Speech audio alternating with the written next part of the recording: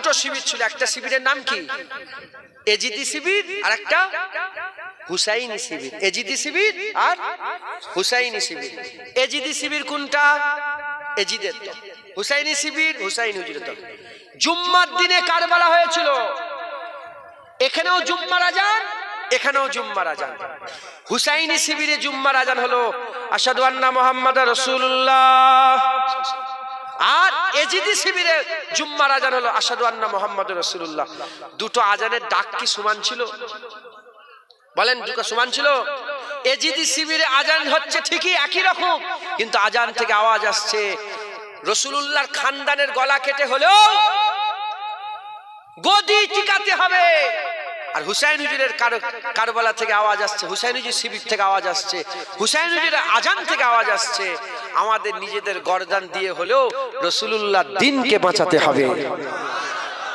এখানেও আজান, এখানেও আজান, এখানেও টুপি, এখানেও টুপি, এখানেও জুব্বা, এখানেও জুব্বা, এখানে নামাজ, এখানে নামাজ, এখানে খুতবা, এখানে খুতবা, এখানে দূরে কাত, এখানে দূরে কাত, এখানে সূরা ফাতিহা, এখানে সূরা ফাতিহা, এখানে সুবহান রাব্বিয়াল আলা, এখানে সুবহান রাব্বিয়াল আলা, এখানে সুবহান রাব্বিয়াল আযীম, এখানে সুবহান রাব্বিয়াল আযীম, এখানে সুবহানাকা রাব্বিক সুবহানাকা ওয়া বিহামদিকা তাবারাকা ইসমুকা ওয়া তাআলা জাদ্দুকা, এখানে সুবহানাকা ওয়া বিহামদিকা তাবারাকা ইসমুকা ওয়া তাআলা জাদ্দুকা। সানা সানা সব আছে না নেই? সব এক আছে না নেই? কিন্তু দুটো কি এক? সেই সিলসিলা আজও আছে, সেই সিলসিলা আজও আছে, সেই মসজিদ আজও আছে। এক মসজিদ থেকে শিক্ষা দেওয়া হচ্ছে মুনাজাত করা যাবে না, মিলাদ করা যাবে না, হারাম খাওয়া, কি বলে কি বলে, হ্যাঁ 12 রবিউল আউয়াল করা যাবে না, তারপরে কি বলে এই পীর মানা হারাম, হেন তেন, এসব আছে না নেই? এই শিক্ষা এক মসজিদ। আর এক মসজিদে বলছে রাসূলুল্লাহ তাহা, রাসূলুল্লাহ মুদাসসির, রাসূলুল্লাহ মুজাম্মিল দাঁড়িয়ে বলে ইয়া নবী সালাম আলাইকা, ইয়া রাসূল সালাম আলাইকা। হুজুর আপনি তো আমাদের জান, হ্যাঁ হুজুর আপনি তো আমাদের জান, আপনি আমাদের সব। দুটো মসজিদ কি এক? আপনারা কোন মসজিদের লোক? এজিদি না হুসাইন? জোরে বলেন। হুসাইন হয়েই থাকবে। ওরা মক্তব্য দু রকমের। মক্তব্য ক রকমের? দু রকমের। এক মক্তব্য থেকে শেখানো হচ্ছে বাচ্চাবেলা থেকে রাসূলুল্লাহ মাটি, বাচ্চারা শিখাচ্ছে রাসূলুল্লাহ মাটি, রাসূলুল্লাহ আমাদের মতন মানুষ, নবী পাক আমাদের মতন মানুষ, দাঁড়িয়ে সালাম দেওয়া যাবে না। এক মক্তব্য শিখে। আর এক মক্তব্য থেকে শেখানো হচ্ছে কি রাসূলুল্লাহ সেরা, রাসূলুল্লাহ সেরা, হুজুরকে দাঁড়িয়ে দাঁড়িয়ে সালাম দেবে, এই শেখানো হচ্ছে। বলেন দুটো কি আওয়াজ এক হবে? হ্যাঁ। বিভিন্ন জায়গায় মক্তবের নামে বাচ্চাদের গুড়াকে নষ্ট করার চক্রান্ত চলছে বাংলায়। তাই আমরা সবাই মিলে চিন্তা ভাবনা করলাম যে এগুলোকে বাঁচাতে হবে, বাঁচাতে হবে। সেই চিন্তা ভাবনা করে আমরা নিজের একটা কিতাব লিখে বোর্ড তৈরি করলাম। যেমন পশ্চিমবঙ্গ মাদ্রাসা শিক্ষা পরিষদ একটা বোর্ড আছে না নেই? হ্যাঁ, সরকারি ভাবে বোর্ড, ওই রকম সরকারি ভাবে আমরা একটা মক্তব্য বোর্ড তৈরি করলাম। সেই মক্তব্য বোর্ড তৈরি করে সেই মক্তব্য বোর্ডে আকা মাওলা রাসূলুল্লাহ সম্মানের কথা, মাখরাজ ভাবে কোরআন তেলাওয়াতের কথা সুন্দর করে, হ্যাঁ কোন জায়গায় ওয়ালা জল্লিন পড়া হচ্ছে, আমরা ওয়ালা দল্লিন করে সুন্দর করে আমরা ব্যবস্থা করে মক্তব্য বোর্ড করেছি। আমি চাই যে আপনারা আমাদের মক্তব্য বোর্ডে জয়েন হন, জয়েন হয়ে আপনারা আপনাদের মক্তব্য ফ্রি, কোনো পয়সা লাগবে না, ফ্রি কিতাব মক্তব্য বোর্ডে জয়েন হন। প্রথম পাঠ পুরো ফ্রি, জানেন তো আপনারা জানেন। এই মক্তব্য বোর্ডে আপনারা জয়েন হন। আর এই মক্তব্য বোর্ডকে বর্তমান আলহামদুলিল্লাহ আমার মোবাইলে সব মাঝে মাঝে সব পাঠায়, গ্রুপ আছে, মক্তব্য বোর্ডের গ্রুপে সব আছে। বর্তমান এই বাংলায় 10,000-এর বেশি ছেলে পুলে, কমবেশ 10,000-এর বেশি ছেলে আমাদের মক্তব্য বোর্ডে পড়াশোনা করে। বাচ্চা 10,000-এর বেশি বাচ্চা আমাদের মক্তব্য বোর্ডে পড়াশোনা করে। আমি চাই আপনাদের এই রাজপুর এই আশপাশে, পুলিশেও আছে মক্তব্য আমাদের আশপাশে, এই আপনাদের রাজপুরে যত মক্তবগুলো আছে, আমরা চাই যে আপনারা আমাদের সঙ্গে যোগাযোগ করেন, একসাথে আসবে। আমাদের প্রতিনিধি দল আছে, ওনাদের গাড়ি আলাদা আছে, প্রতিনিধি দল আছে, আমাদের টিম আলাদা আছে। যেমন সরকারিভাবে পরিদর্শন করতে আসে, আপনারা যদি ফোন করেন মক্তব, আমাদের মক্তব বোর্ডে যে ফোন করেন, নম্বর দিয়ে যাবেন, আপনার নম্বর দিয়ে দেবো, নম্বর আছে তো আপনাদের, ফোন করবেন, সঙ্গে সঙ্গে মক্তব বোর্ড চলে আসবে। আমাদের ওখান থেকে এসে আপনাদের এখানে পরিদর্শন করে আপনাদের এই মক্তব চালু করে দিয়ে যাবে। বাচ্চা কিচ্ছু নয়, আপনাদের মক্তব আমরা কি কাঁধে করলে পালাবো? মক্তব আপনারই থাকবে, শুধু মেটেরিয়াল, ওর ভিতরে যে পড়াশোনাটা আমরা দেবো। মাথায় ঢুকছে? বুঝতে পেরেছেন? আলিফ আলিফি আছে, বে বেই আছে, তে তেই, আকীদা আহলে সুন্নাত ওয়াল জামাতের তো পড়াশোনাটা আমরা, পড়ার মেটেরিয়ালটা আমরা দেবো। মাথায় ঢুকছে, বুঝতে পেরেছেন? মুনতাখাব হাদিস আছে, সুন্দর করে সব নামাজ রোজা সমস্ত কিছু বাচ্চারা খুব তাড়াতাড়ি শিক্ষিত হয়ে যেতে পারবে। আর আমি চ্যালেঞ্জ করে বলছি, যত মক্তব চলছে আমাদের পশ্চিম বাংলায়, সমস্ত মক্তব বইয়ের কিতাব যে আছে, আমি চ্যালেঞ্জ করে, আমি কাউকে ছোট করছি না, চ্যালেঞ্জ করে বলছি, যদি কেউ আলেম নিরপেক্ষভাবে সব কিতাবগুলো সামনে রেখে আর মক্তব্যের কিতাবটা রাখে, এক বাক্যে বলবে না মক্তব্যের কিতাব সেরা কিতাব। কথা ঠিক না ঠিক বল? দেখেছেন মক্তব্যে, দেখছেন বলছে, সাক্ষী দিচ্ছে, বলে যে ভাই সেরা কিতাব। আরে আলিফ বে তে সে কায়দা গো, বুঝতে পারছেন? সেরা, এত সুন্দর করে, একটা দুটো নয়, বহু আলেম ওলামা মুফতি সাহেবরা মিলে কয়েক মাস ধরে মেহনত করে সুন্দর করে তৈরি করা হয়েছে।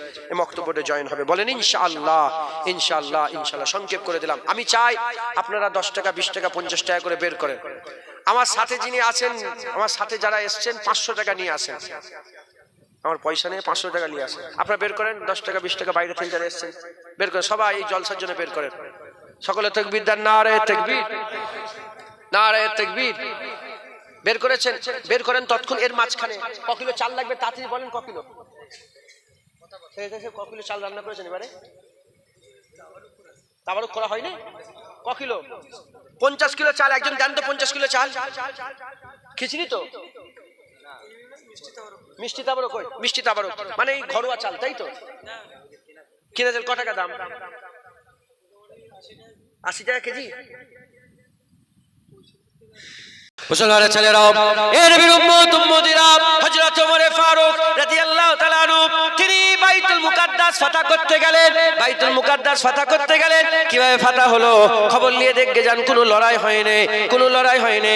চিঠি লিখলেন, বাইতুল মুকাদ্দাসে যারা দায়িত্বে ছিলেন তাদের করে চিঠি লিখে বললেন, এ সম্পদ আমাদের, এ মসজিদ আমাদের, আমাদের সম্পদ আমাদের করে ফিরিয়ে দাও। সেই সময়তে ওমর ফারুকের জালাল এত বেশি ছিল, জালাল ওমর ফারুক জালাল এত বেশি ছিল। ওমর ফারুক হুজুরের এই চিঠিটা পাওয়া মাত্রই তাদের দিলের মধ্যে একটা কাঁপনি পয়দা হলো। তারা বলল, না না, লড়াই করব না, এমনি বাইতুল মুকাদ্দাস দিয়ে দেব, এমনি বাইতুল মুকাদ্দাস দিয়ে দেব, এমনি বাইতুল মুকাদ্দাস দিয়ে দেব। যে বাইতুল মুকাদ্দাস নিয়ে আজকে ঝামেলা হচ্ছে, আজকে ফিলিস্তিনের 70-80 হাজার, এই 1-2 বছরে 70-80 হাজার বাচ্চা মেয়েকে ছেলেকে মেরে দেওয়া হলো। সেই বাইতুল মুকাদ্দাসে, সেই বাইতুল মুকাদ্দাসে হযরত ওমর ফারুক চিঠি লেখার সাথে সাথে তারা বলল, কোনো লড়াই চাই না, এমনি বাইতুল মুকাদ্দাস দেব। তবে শর্ত কি? ওমর ফারুককে আসতে হবে। ওমর ফারুক খবর পেলেন, ওমর ফারুক হুজুর আমার সফর শুরু করলেন। উটের উপরে সফর শুরু করে তিনি বাইতুল মুকাদ্দাসের কাছে পৌঁছে গেলেন। বাইতুল মুকাদ্দাসে যাবে এমন অবস্থাতে ওইখানে একটা খাল ছিল, সেই নহর ছিল, এখনো হয়তো খালটা আছে। ওই খাল, ওই নহর থেকে ওমর ফারুক হুজুর কি করলেন? উট থেকে নামলেন, উট থেকে নেমে পায়ে হেঁটে হেঁটে আসছিলেন, পায়ে হেঁটে হেঁটে আসছিলেন। এমন অবস্থাতে ওই নহরটা যখন পার করবে, নহরটা যখন পার করবে, হুজুরের পায়ে একটা মোজা ছিল, হুজুরের পায়ে একটা মোজা ছিল, চামড়ার মোজা ছিল। ওই মোজাটা ভিজে না যায়, এই জন্য কাদা না লেগে যায়, ভিজে না যায়, এজন্য মোজাটাকে খুললেন। মোজাটাকে খুলে কাঁধের উপরে রাখলেন, মোজাটাকে খুললেন, মোজাটা খুলে কাঁধের উপরে রাখলেন। কাঁধের উপরে রেখে হুজুর আস্তে আস্তে হেঁটে উঠলেন, হুজুর আস্তে আস্তে হেঁটে উঠলেন। যখন হুজুর হেঁটে হেঁটে উঠলেন, আবু উবাইদা বিন জাররাহ, আবু উবাইদা বিন জাররাহ যিনি মুসলমানদের সেনাপতি ছিল, আবু উবাইদা বিন জাররাহ এসে বলতে আরম্ভ করলেন, এই ওমর ফারুক, এই আমিরুল মুমিনিন, খলিফাতুল মুসলিমিন, মুজা কি কেউ কাঁধে রাখে? মুজা কি কেউ কাঁধে রাখে? এত বড় বড় সব রাজা বাদশারা আছে, আপনি মুজাটা কেন কাঁধে রাখলেন? এটা তো পকেটে রাখতে পারতেন। বলার সাথে সাথে ওমর ফারুক হুজুর জালাল মিজাজে এসে গেলেন। ওমর ফারুক হুজুর জালাল মিজাজে বলে, এই আবু উবাইদা বিন জাররাহ, আমি তোমার ইজ্জত জানি, আমি তোমার সম্মান জানি। তুমি যদি আবু উবাইদা বিন জাররাহ না হতে, রাসূলুল্লাহ বলেছেন প্রতিটা উম্মতে একটা করে আমিনুল উম্মাহ থাকে, আমার উম্মতে আমিনুল উম্মাহ আবু উবাইদা বিন জাররাহ। তুমি যদি আবু উবাইদা বিন জাররাহ না হয়ে অন্য কেউ হতে, তোমাকে এমন শিক্ষা দিতাম কিয়ামত পর্যন্ত উম্মতে মুহাম্মাদির জন্য ইবরাত হয়ে যেত, ইবরাত হয়ে যেত, শিক্ষণীয় ঘটনা হয়ে যেত, উদাহরণ হয়ে যেত। বলার সাথে সাথে হযরতে ওমর ফারুক হুজুর বললেন, এই আবু উবাইদা বিন জাররাহ শোনো, মুজা আমি কাঁধে রাখলাম, মুজা আমি কাঁধে রাখলাম, কি পকেটে রাখলাম, এতে ওমরে ফারুকের ইজ্জত কমে না, এতে মুসলমানের ইজ্জত কমবে না, এতে মুসলমানের ইজ্জত কমবে না। মুসলমানের ইজ্জত মুজা কাঁধে রাখলে কমে যাবে না, মুসলমানের ইজ্জত মুজা কাঁধে রাখলে কমে যাবে না, মুসলমানের ইজ্জত মুজা পকেটে রাখলে বাড়বে না। জেনে রেখে দেবে, আমি আপনাদের উদাহরণস্বরূপ বলে দিয়ে যাই, কেউ মনে করেছে আইফোন নিলে ইজ্জত বাড়বে, আইফোনের সাথে মুসলমানের ইজ্জত বাড়ার সাথে কিছু নয়। কেউ মনে করেছে ফরচুনার গাড়ি কিনলে হয়তো ইজ্জতটা বেড়ে যাবে, না না, মুসলমান তার সাথে ইজ্জতের কোনো ব্যাপার নয়। কেউ মনে করেছে চকচকে সাদা জামা পরলে ইজ্জত বেড়ে যাবে, না না, এতে ইজ্জত বাড়বে না। কেউ মনে করেছে দুতলা বাড়ি করলে ইজ্জত বেড়ে যাবে, কেউ মনে করেছে শার্ট পরলে ইজ্জত বাড়বে, কেউ মনে করেছে টাই পরলে ইজ্জত বাড়বে, কেউ মনে করেছে বড় গাড়ি কিনলে ইজ্জত বাড়বে, কেউ মনে করেছে আমি এখান থেকে স্কুটি নিয়ে গেলে ইজ্জত বাড়বে, হেঁটে হেঁটে সাইকেলে করে নিয়ে গেলে ইজ্জত কমে যাবে। না না, মুসলমানের ইজ্জত মোবাইলের সাথে নয়, মুসলমানের ইজ্জত চকচকে জামার সাথে নেই, মুসলমানের ইজ্জত শার্টের সাথে টাইয়ের সাথে প্যান্টের সাথে নেই, মুসলমানের ইজ্জত বড় ফোনের সাথে নেই, বড় বাড়ির সাথে নেই, বড় গাড়ির সাথে নেই। হযরত ওমর ফারুক বললেন, মুজা এখানে রাখলাম কি পকেটে রাখলাম, এতে ইজ্জতের কোনো কম বেশি হয় না। যে দেখতে যাও তাদের বুক কাঁপছে, ওমর ফারুক এসেছে বলে তাদের বুক কাঁপছে। মুজা কাঁধে রাখা আছে তাও কিন্তু তারা কাঁপছে। হযরত ওমর ফারুক বললেন, যাও চলে যাও, দুনিয়ার মুসলমানদের কানে কানে খবর পৌঁছে দাও, যখন তারা ইজ্জত বাড়াতে চাইবে ইসলামের মধ্যে যেন প্রবেশ করে, ইজ্জত যখন বাড়াতে চাইবে ইসলামের মধ্যে যেন প্রবেশ করে। যদি তারা ইসলাম থেকে বেরিয়ে যায়, ইসলাম থেকে বেরিয়ে অন্য ধর্মে যদি কেউ ইজ্জত তালাশ করে, মুসলমান গুমরাহ হয়ে যাবে, মুসলমান ধ্বংস হয়ে যাবে। মুসলমান যখন ইসলামের মধ্যে থাকবে, আমার আল্লাহ পাক তার ইজ্জতকে সেরা বানিয়ে দেবে। জোরে হবে না সুবহানাল্লাহ? সত্যি কথা বলেন, আমি এখানে বসে আছি, আপনাদের কাছে ভয় লাগছে? জোরে বলে। কিন্তু আমার সাথে যদি একটা দুদিকে দুটো সিংহ নিয়ে উঠতাম, অশুনতে দেখতে, শুধু কথা ঠিক না বেটি? হ্যাঁ বলেন না। যদি সিংহ দরকার নেই, যদি একটা পিস্তল রেখে দিতাম এখানটা, আরে বলেন বলেন আপনারা। হ্যাঁ আরে আপনাদের বাজারের নাম কি? আপনাদের টাউনের নাম কি? বিষ্ণুপুর। আপনারা সব বিষ্ণুপুরে জানতো, বাসে করে, সাইকেলে করে, গাড়ি করে জানতো। যখন নাবেন আপনাকে দেখে সব লোক ছুটাছুটি করে। আরে বলেন না, আপনি যদি ওই বিষ্ণুপুর বাজারে মেশিন গানলে নাবেন, বড় একটা তলোয়ার নিয়ে যদি নাবেন, বলে কি রে বাবা এরকম করছে কেন? লোক ভয়ে দূরে দূরে থাকবে, পাগলা হয়ে গেছে, মেরে ফেলে, কোথা মারবে কি মাথায় ঢুকছে। খুব ভালো করে বোঝেন, উদাহরণ দিচ্ছি। একটা সিংহতে যদি মানুষের এত পাওয়ার বেড়ে যায়, বুঝছেন?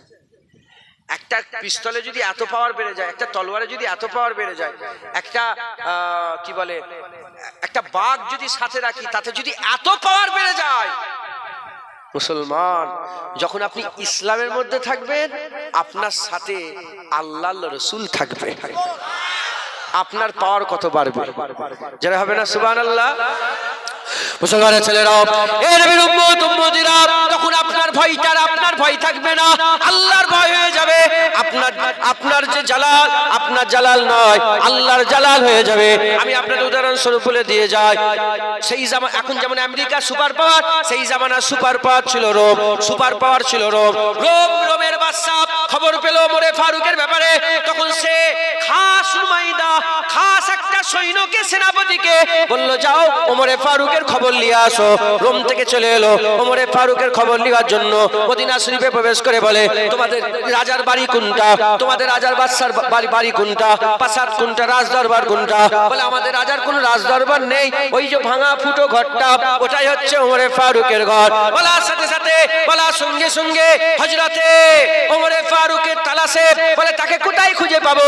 ওই সময় বলে, যাও চলে যাও, তাকে ওই খেজুরের বাগানে খুঁজে পেতে পারো। ওই সময় খেজুরের বাগানে ওমর ফারুককে খোঁজার জন্য গিয়ে দেখে ওমর ফারুক শুয়ে আছেন। ওমর ফারুক শুয়ে আছেন, না কোনো তলোয়ার আছে, না কোনো গার্ড আছে, না কোনো প্রহরেদার আছে, পাহারাদার নেই, প্রহরী নেই, কেউ নেই। ওমর ফারুক একা শুয়ে আছে। ওই সময়তে ওই যে সেনাপতি গিয়ে গিয়েছিল, সে সেনাপতি ওমরে ফারুককে ডেকে দিলের মধ্যে হাল পয়দা হয়ে গেল।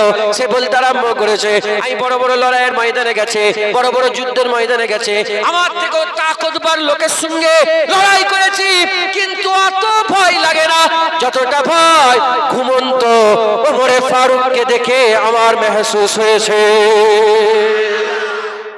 হবে না সুবহানাল্লাহ? যতটা ভয় ওমরে ফারুককে দেখে ওর হয়েছে, ঘুমন্ত ওমরে ফারুকের, এরকম ভয় বড় বড় রাজা বাদশাকে। আল্লামা জালালউদ্দিন রুমি মাসনাবি শরীফে এইখানে বলছে যে শোনো, ওমরের ওই ভয়টা ওমরের ভয় নয়, আল্লাহর ভয়। আর আপনি যখন ইসলামের মধ্যে ঢুকে যাবেন, আপনার ভয় কার ভয় হয়ে যাবে? হাদিসে কুদসির মধ্যে এসেছে, যখন বান্দারা ফরজ ইবাদত করতে করতে নফলের দিকে ঝুঁকে যায়, বান্দার চলা আল্লাহর চলা হয়, বান্দার ধরা আল্লাহর ধরা হয়, বান্দার বলা আল্লাহ। মাল্লাহুল মাওলা ফালাহুল কুল, কুল কায়নাত আল্লাহ তার কদমে দান করে। একবার জোরে বলে, আমার আল্লাহ কুল কায়নাতটাকে দান করে। মাল্লাহুল মাওলা, যে আল্লাহর হয়ে যায়, আল্লাহ সব তার দান করে দেয়। জোরে বলেন সুবহান। তাহলে এক নম্বর, যদি আমরা ইজ্জত ফিরে পেতে চাই, যদি আমরা আমাদের ইজ্জত ফিরে পেতে চাই, আলেম ওলামারা দাওয়াত দেয় না, এসো নামাজ পড়ো, দাড়ি রাখো, টুপি পরো, হারাম খেও না, সুদ খেও না, মা বোনেরা পর্দা করো। আমি আল্লাহকে সাক্ষী রেখে কসম খেয়ে বলছি, আল্লাহ পাকের যার কুবজায় কুদরতে আমার জান, সেই সত্তার কসম খেয়ে বলছি, গোটা রাজপুরের লোক যদি নামাজি, পরেশগার, মুত্তাকি, সালেহীন, হক হালালের সঙ্গে চলা, সুদের কারবার বন্ধ করে, লোন বন্ধ করে, বন্ধন বন্ধ করে, প্রতিটা মেয়ে যদি পর্দা করে, এসব শার্ট প্যান্ট পরা ছেড়ে দিয়ে প্রত্যেকে যদি সুন্নতি লিবাস পরে, আল্লাহর কসম, বাঁকুড়া কেন, পশ্চিমবাংলার সারা পশ্চিমবাংলার লোক রাজপুরের লোকের কথা শুনে ভয় খাবে। সুবহানাল্লাহ বলবেন? আর যদি বলতে পারলেন না সুবহানাল্লাহ, শয়তানও ভয় করবে। সুবহানাল্লাহ বলবেন না? হ্যাঁ, এত বড় কসম এজন্যই খেলাম, কারণ ওমরে ফারুক হুজুরের কথা জেনে রেখে দেন। হুজুর পাক বলেছেন, ওমরের জুবান দিয়ে আল্লাহ কথা বলে। কুরআন শরীফে 25টা আয়াত নাযিল হয়েছে, যেটা ওমরে ফারুক প্রথমে বলেছে, আল্লাহ ওটাকেই হুবাহু ওহী নাযিল করে কুরআনের আয়াত করে দিয়েছে। আত্তাখাযু মিন মাকামে ইব্রাহিমা মুসাল্লা, আত্তাখাযু মিন মাকামে ইব্রাহিমা মুসাল্লা। এই আয়াত প্রথমে ওমরে ফারুক জুবান দিয়ে বের করেছে, আল্লাহ ওটাকে আয়াত করে দিয়েছে। এরকম 25টা কুরআনের আয়াত ওমরে ফারুকের জুবান দিয়ে আগে বেরিয়েছে, তারপরে ওটা আল্লাহ কুরআনে লিখে আয়াত বানিয়েছে। একবার জোরে বলেন সুবহান। সেই ওমরে ফারুক হুজুর বলছে, যদি ইসলাম থেকে বেরিয়ে যায়, গরু ছাগলের মতন ব্যবহার হবে আমাদের সাথে, আর যদি ইসলামের মধ্যে ঢুকে যায়, আমার আল্লাহ পাক আবার ছিঁড়া জামা থাকবে, কিন্তু গোটা পৃথিবীর লোক ভয় করবে। দু জানু হয়ে আপনার সামনে বসে থাকবে, গ্রামকে গ্রাম, এলাকাকে এলাকা, ভয় করবে না ওখানে মোহাম্মদ আরবির গোলামরা থাকে। একবার জোরে বলেন সুবহান। ঢুকছে, বুঝতে পেরেছেন? এক নম্বর কি হলো, ইসলামের মধ্যে ঢুকতে হবে।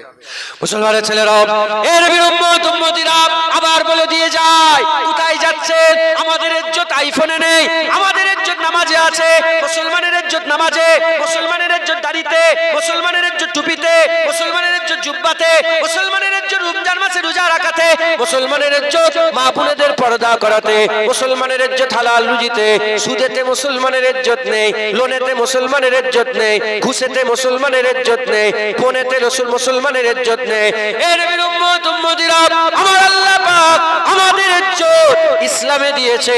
আমরা যদি ইসলামের মধ্যে পাকে মজবুত করে, আমার আল্লাহ দুনিয়া আখিরাতে আমাদের সেরা করে দেবে।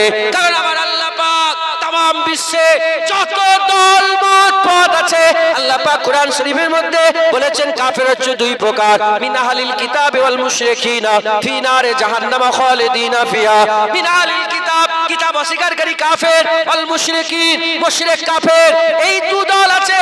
এই যে দলের সংখ্যা কিছু কম বেশি ৩৫০০-এর বেশি ধর্ম আছে। আল্লাহ কোন ধর্মের ব্যাপারে বলেন না, একটার ব্যাপারে বলেছেন, ইন্নাদ দীনা ইনদাল্লাহিল ইসলাম, আল্লাহর মনোনীত দিন ইসলাম। কুরআন শরীফ আল্লাহ বারবার বলেছে, আমি মুসলমানের সাথে আছি, আমি মুসলমানের সাথে আছি, আমি মুসলমানের সাথে আছি। আল্লাহ আমাদের সাথে থাকবে, আর লা ইলাহা ইল্লাল্লাহ মুহাম্মাদুর রাসূলুল্লাহ লিখবো বলে জেলাবে কেন? এরকম ভাবে বেইজ্জত আমরা হচ্ছে কারণ আমরা ইসলাম থেকে বেরিয়ে যাচ্ছে, আমাদের চলা অন্য ধর্মের হয়ে গেছে, আমাদের কাপড় চাপুর অন্য ধর্মের হয়ে গেছে, আমাদের চেহারা অন্য ধর্মের হয়ে গেছে, আমাদের বিয়ে শাদী অন্য ধর্মের হয়ে গেছে, আমাদের ব্যবসা বাণিজ্য অন্য ধর্মের হয়ে গেছে, সব অন্য রয়ে গেছে। শুধু মুখ দিয়ে বলছি আলহামদুলিল্লাহ আমরা মুসলমান। না না না, ইসলামের মধ্যে যত আপনি প্রবেশ করবেন আমার আল্লাহ দুনিয়া আখিরাতে আপনার ওজুদকে তত বড় বানিয়ে দেবে। যারা হবে না সুবহানাল্লাহ বলেন ইনশাআল্লাহ। রাজি আছেন তো? বলেন ইনশাআল্লাহ। ইসলামের মধ্যে ঢুকতে হবে। যদি ইসলামের মধ্যে ঢুকি আমরা ইজ্জত পাবো। কে ইসলামের মধ্যে ডাকে? আমার আগে কি আপনি ওয়াজ করছিলেন? আমার আগে ওয়াজ কি বলছিলেন? ওয়াজ করতে করতে ডাকছিলেন তো? আরে বলেন, যেটুকুন সময় পেয়েছে, বেশি তো সময় পাইনি। উনার টাইমে আমি মানে আমার টাইমে আমি উঠেছি, কিন্তু উনার উঠতে দেরি হয়ে গেছে। 10-15 মিনিট মনে হয় বললো তো 10-15 মিনিট হয়েছে। তার আগে কে ওয়াজ করছিলেন?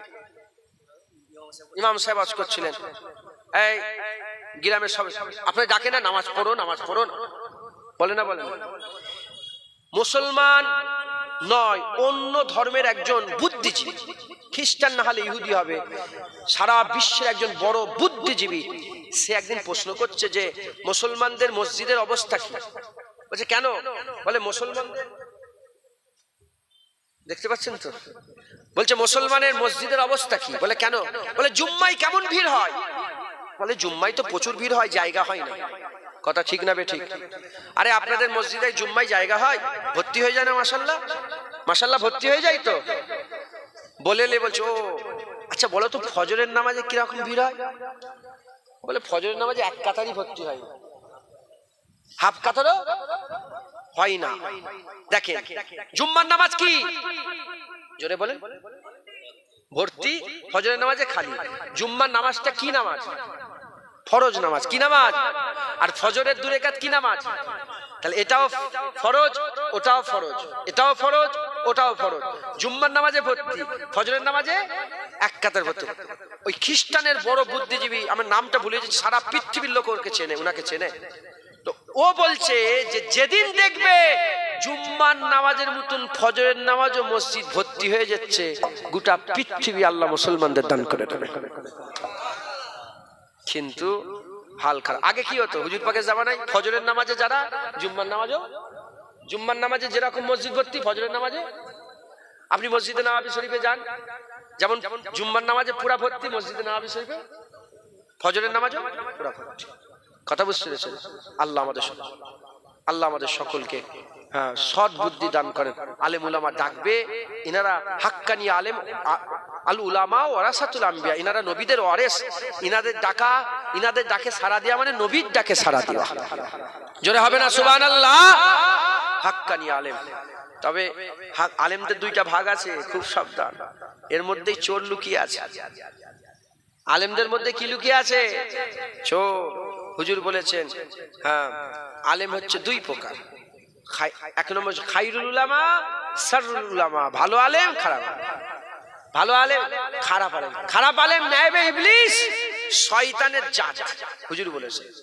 ভালো আলেম নায়েবে নবী, ওয়ারাসাতুল আম্বিয়া, নবীদের নায়েব। একবার জোরে বলেন সুবহান।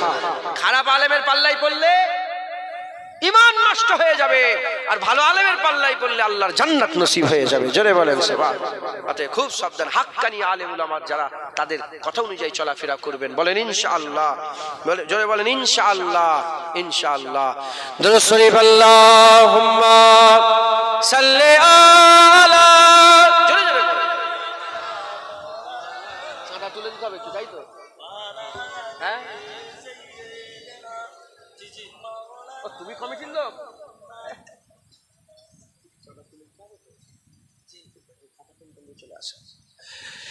নারে তাকবীর, আরে জোরে নারে তাকবীর, নারে তাকবীর। হিজবুল্লাহ, আহলে সুন্নাতুল জামাত, নারে তাকবীর। মাশাআল্লাহ।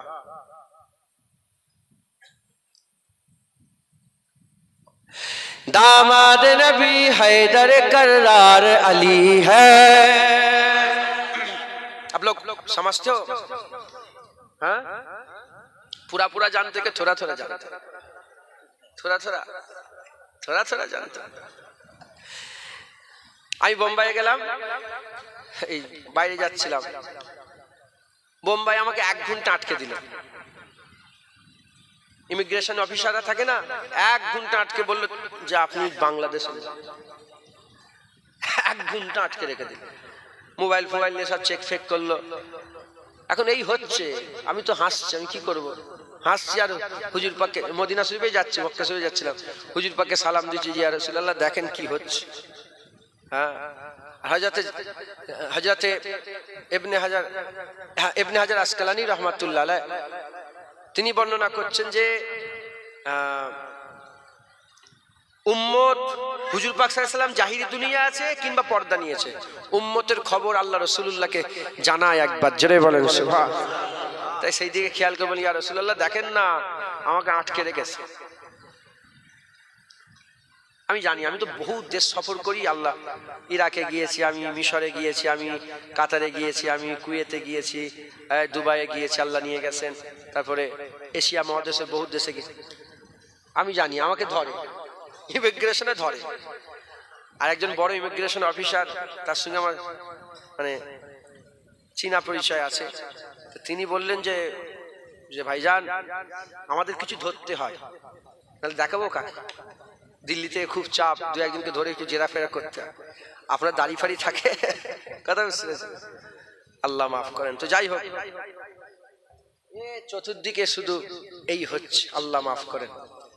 তো এই কথাটা এই জন্য বললাম যে এখন বাংলা কথা বললো মুশকিল, বাংলা কথা বললে কি মুশকিল। বাইরের দেশে বাংলা সব মারধর করছে না, আপনার এলাকায় ছেলেরা বাইরে থাকে, শুধু আমাকে ফোন করে করে বলছে অনেকজন যে হুজুর এই হয়েছে, দোয়া করেন। এই এখন একটু কমেছে আলহামদুলিল্লাহ, তো বিশাল পেরেশানে ফেলে রেখে দিয়েছিল। কত ছেলে, আমাদের গ্রামের ছেলে সব পালিয়ে এসছে, বাংলা কথা বললেই বলছে সমস্যা। তো যাই হোক, আল্লাহ বিচার করেন, আল্লাহ মাফ করেন। চতুর্দিক থেকে সমস্যা শুরু হয়েছে। তো आप लोग थोड़ा थोड़ा हिंदी जानते हो ना, काम चला सकते हो ना? माशाअल्लाह, माना समझ जाओ तो सुभान अल्लाह कह दिया कीजिए। प्यारे हाजिरिन मजलिस, আল্লাহ নিয়ে এসে হাজির করিয়ে তুই একটা আল্লাহ পাক বলেছেন, বলছি আমি বলেছি দুটো জিনিসের জন্য আমরা নিচেই নেমে গেছি। দুটো জিনিস আমাদের মধ্যে এসে গেলে আল্লাহ ইজ্জত আলা করে দেয়। 1 নম্বর, আমাদের সকলকে ইসলামের মধ্যে ঢুকতে হবে, পুরা কওমকে, আমাদের পুরা দলকে। গাজপুরের লোকেরা কত মিটিং করছেন, আপনারা মিটিং করেন যে আমরা সব দাঁড়িয়ে রাখবো, সব রোজা রাখবো, সব নামাজ পড়বো, মিটিং করতে পারেন? হযরতে মনসুর জুন্নুন মিশরি নাম শুনেছেন আপনারা? এই শুনছেন আপনারা? জুন্নুন মিশরি রহমত, আমি উনার মাজার জিয়ারত করেছি মিশরে, উনার মাজার কায়রোতে, ইমাম শাফি হুজুরের মাজারের পাশে উনার মাজার। তো জুন্নুন মিশরি ইন্তেকালের পরে উনার কবরের উপর লেখা হয়ে গিয়েছিল জুন্নুন হাবিবুল্লাহ বিনাস সাউকে কাতিলুল্লাহ, জুন্নুন আল্লাহর দোস্ত, আল্লাহর ইশকে কতল হয়ে গেছে, জোরে বলেন। সেই জুন্নুন মিশরি একদিন হাঁটতে হাঁটতে হাঁটতে হাঁটতে না, আমার মনের মধ্যে একটু সন্দেহ এসে গেল, আল্লাহ মাফ করেন।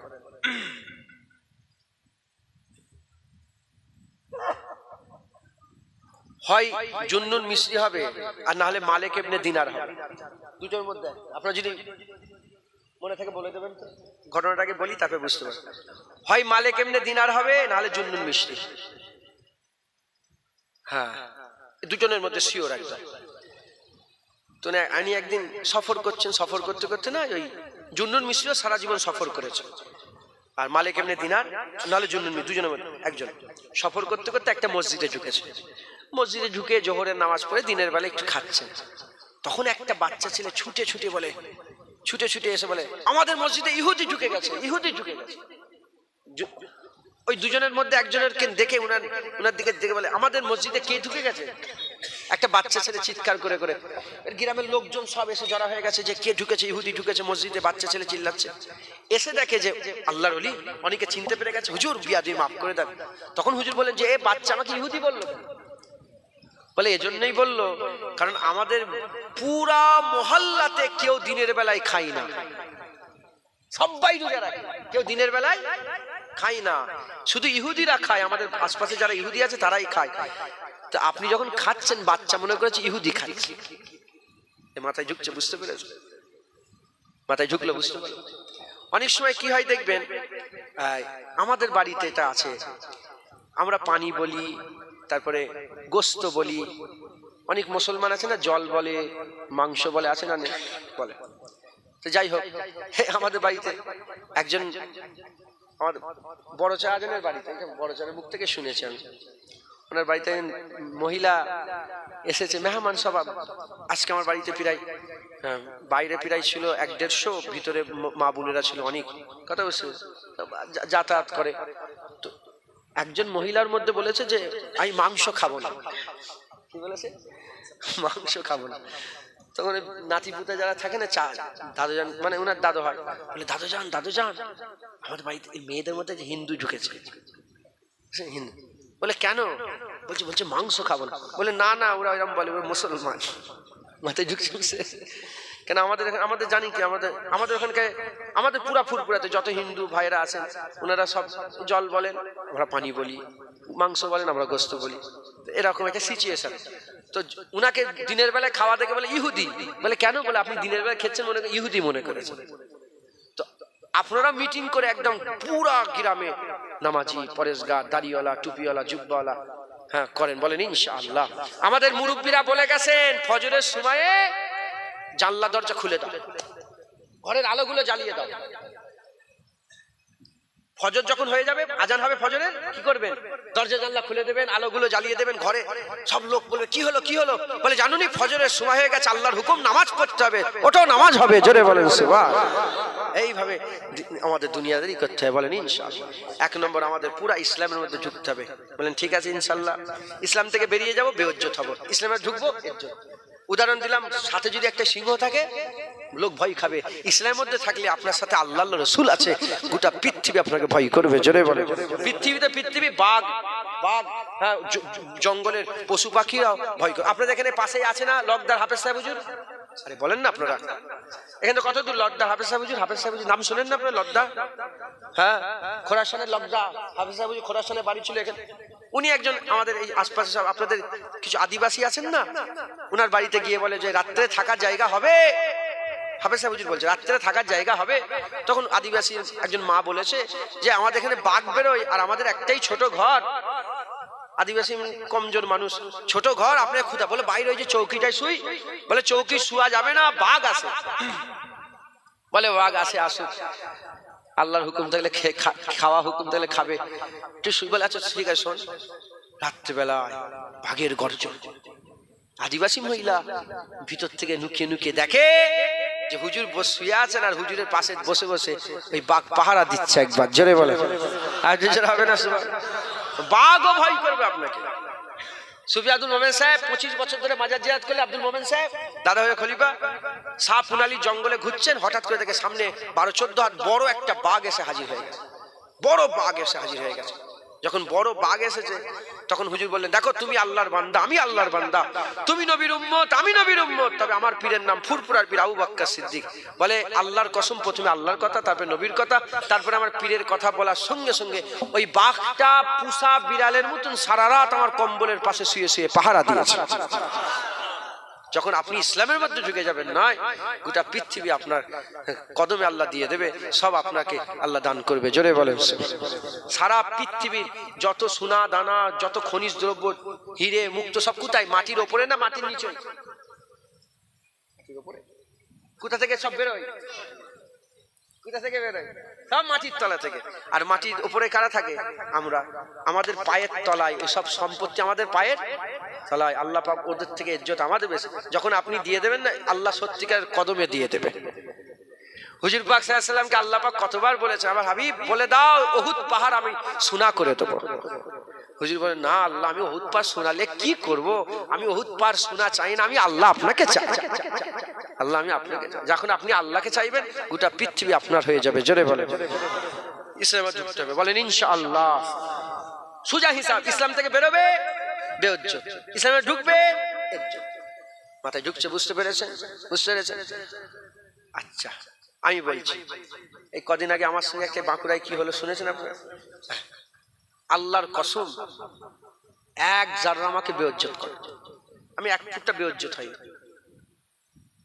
আমি বলতাম না, আমি বলি এই জীবন আমি বলেছি শুনেছেন কিছু ইউটিউবে, কিচ্ছু বলি না, আমি কেন বলতে যাব, কি দরকার? আমার আল্লাহ পাকের উপর আমি বিচার দিয়ে দিয়েছি, বাস কথা শেষ। আল্লাহ বিচার করেন, আল্লাহ বিচার হবে, আল্লাহর বিচার হবে। আমি কিচ্ছু বলি, আমি শুধু উদাহরণস্বরূপ বলছি। আল্লাহ আল্লাহ রসুলকে যদি ধরে রাখেন ইনশাআল্লাহ, হ্যাঁ, সব শক্তি মিলে আপনাকে বেইজ্জত করতে চাইবে, কিন্তু বেইজ্জত করতে, হ্যাঁ, অত ইজ্জু মান তাসা অত জিল্লু মান তাসা।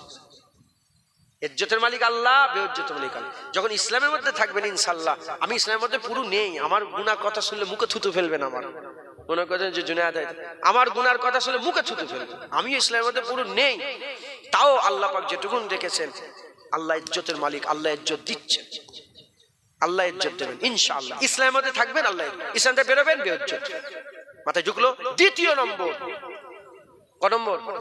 দ্বিতীয় নম্বর, কেন আমরা বেইজ্জত হচ্ছি? মুসলমানের ছেলেরা, এর নবীর উম্মত উম্মতিরা, উলামায়ে হযরতরা বলে দিয়েছেন, যখন উম্মত রাসূলুল্লাহর সঙ্গে বেয়াদবি করবে, যখন উম্মত তার নবীর সাথে বেয়াদবি করবে, হুজুর পাকের সাথে যখন বেয়াদবি হবে, আমার আল্লাহ পাক গোটা কওমকে ধরে বেইজ্জত করে দেবে, গোটা কওমকে ধরে বেইজ্জত করে দেবে। আমার আল্লাহ নবীর ইজ্জত, আল্লাহ নবীর বেইজ্জত সহ্য করতে পারে না। এর নবীর উম্মত উম্মতিরা, আজ চতুর্দিকে দেখেন, অন্য কোন ধর্মের লোককে বলবো না, আমাদের মুসলমানের লোকেরা তারা কি বলছে? রাসূলুল্লাহর মাজার জিয়ারত করা হারাম, রাসূলুল্লাহ আমাদের মতন মানুষ, রাসূলুল্লাহ মরে গেছে, রাসূলুল্লাহ নিরক্ষর, রাসূল পাক সাল্লাল্লাহু আলাইহি ওয়াসাল্লাম গায়েব জানে না, রাসূল পাক সাল্লাল্লাহু আলাইহি ওয়াসাল্লাম হাজের নাজের হতে পারে না, রাসূল পাক সাল্লাল্লাহু আলাইহি ওয়াসাল্লাম মরে গেছে, শেষ হয়ে গেছে। কেউ যদি রাসূলুল্লাহর ওই মাজারটা ভেঙে